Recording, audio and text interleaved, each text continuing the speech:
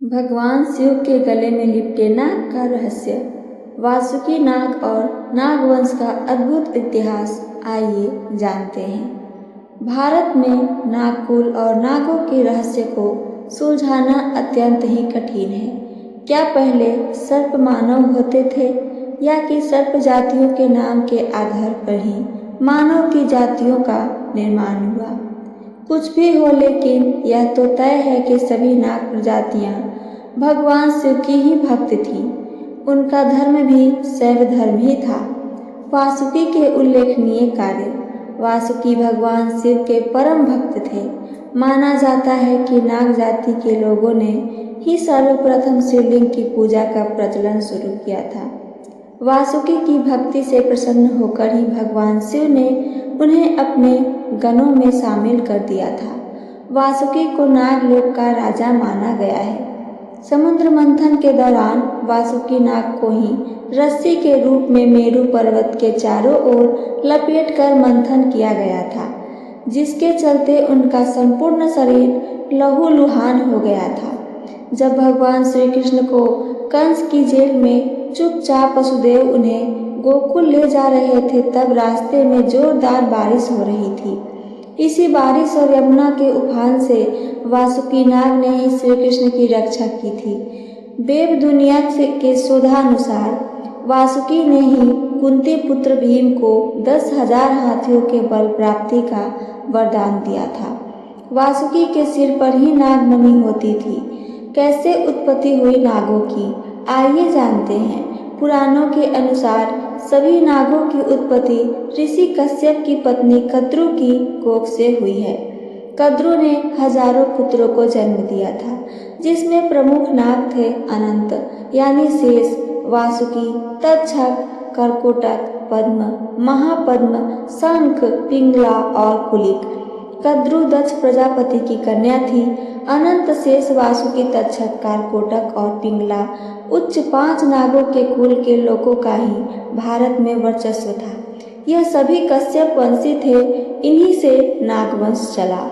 पुराणों के शोधानुसार नागवंशावलियों में शेष नाग को नागों का प्रथम राजा माना जाता है। शेष नाग को ही अनंत नाम से भी जाना जाता है। इसी तरह आगे चलकर शेष के बाद वासुकी हुए, फिर तक्षक और पिंगला। वासुकी ने भगवान शिव की सेवा में नियुक्ति होना स्वीकार किया। वासुकी का कैलाश पर्वत के पास ही राज्य था और मान्यता है कि तक्षक ने ही तक्षकशिला यानी तक्षशिला बसाकर अपने नाम से तक्षक कुल बनाया था। उक्त तीनों की गाथाएं पुराणों में पाई जाती है। शेष नाग यानी अनंत को भगवान विष्णु की सेवा का अवसर मिला। एक सिद्धांत के अनुसार मूलतः कश्मीर के थे। कश्मीर का अनंतनाग इलाका इसका गढ़ माना जाता है। कांगड़ा, कुल्लू व कश्मीर सहित अन्य पहाड़ी इलाकों में नाग ब्राह्मणों की एक जाति आज भी मौजूद है। महाभारत काल में पूरे भारतवर्ष में नागा जातियों के समूह कैसे हुए थे? विशेष तौर पर कैलाश पर्वत से सटे हुए इलाकों में से असम, मणिपुर, नागालैंड तक इसका प्रभुत्व था। ये लोग सर्प पूजक होने के कारण नागवंशी कहलाए।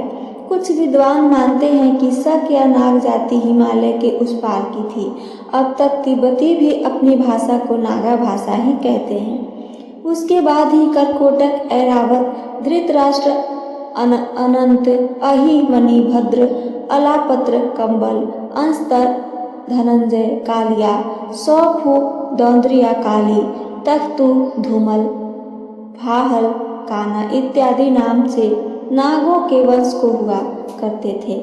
भारत के भिन्न भिन्न इलाकों में इसका राज्य होता था। अर्थवेद में कुछ नागों के नामों का उल्लेख मिलता है।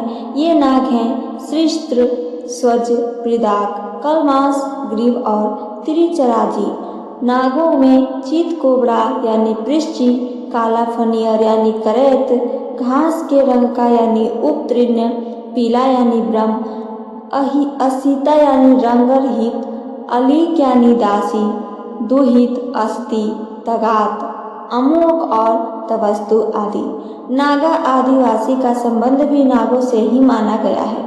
छत्तीसगढ़ के बस्तर में भी नल और नागवंश तथा कवर्धा के फणी नागवंशियों का उल्लेख मिलता है।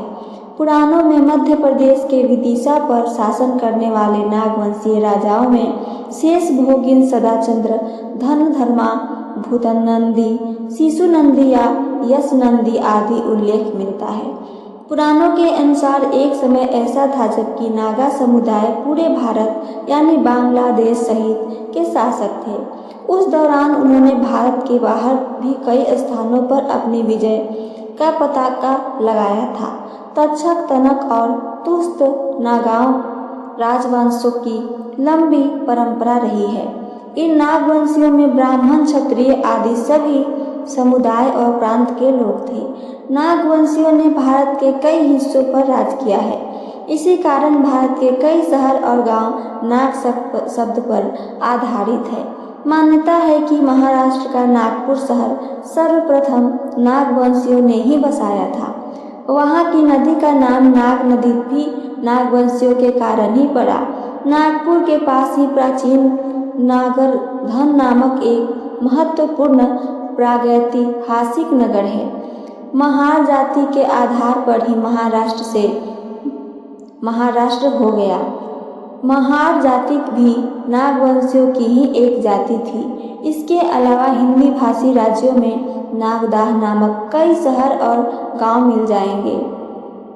उक्त स्थान से भी नागों के संबंध में कई किंवदंतियां जुड़ी हुई है। नगा या नागालैंड को क्यों नहीं नागों का नागवंशियों की भूमि माना जा सकता है। भगवान शिव के गले में विराजमान वासुकी नाग केवल एक सांप नहीं बल्कि एक महान भक्त और नागवंशी के शक्तिशाली राजा थे।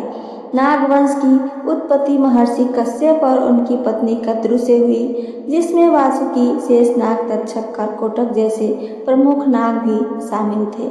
वासुकी ने समुद्र मंथन में रस्सी बनकर महत्वपूर्ण भूमिका निभाई, श्री कृष्ण की रक्षा की और कुंती पुत्र भीम को 10,000 हाथियों के बल का वरदान दिया। नागवंश ने भारत के कई क्षेत्रों में भी शासन किया, जिसका आज भी नागपुर, नागालैंड और अन्य स्थानों के नामों से जाना जाता है उन सबको। यह कथा हमें यह भी सिखलाती है कि नागवंशियों का भारत के इतिहास, धर्म और संस्कृति में गहरा योगदान रहा है। भगवान शिव की भक्ति और उनके चरणों में स्थान पाना वासुकी महानता को दर्शाता है। तो ये थी मेरी आज की कथा और इससे जुड़ी बहुत सारी जानकारियाँ।